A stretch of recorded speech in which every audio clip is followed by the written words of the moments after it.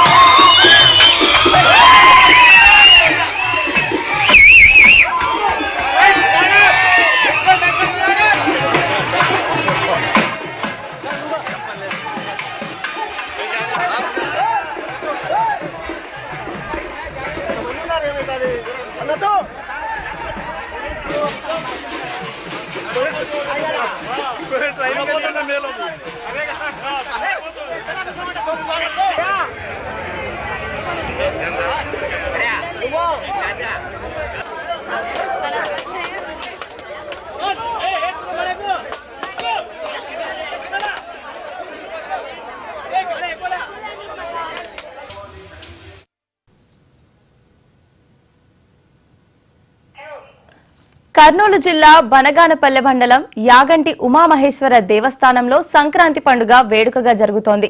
ఉమామహేశ్వర స్వామి సంప్రదాయబద్ధంగా కొండదిగి భక్తులకు దర్శనమిచ్చారు. ఇక ఇదే అంశానికి సంబంధించి మరింత సమాచారం మా ప్రతినిధి అందిస్తారు.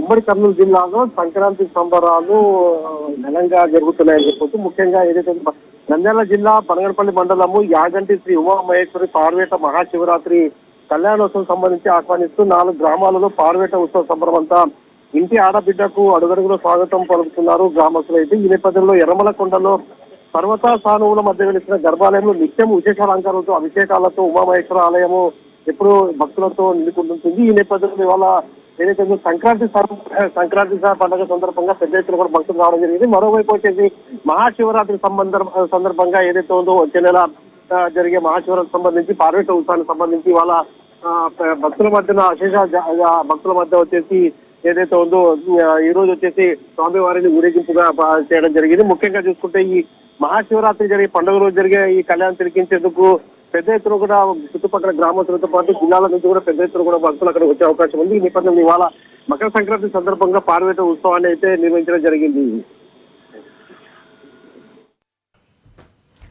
Right, thank you.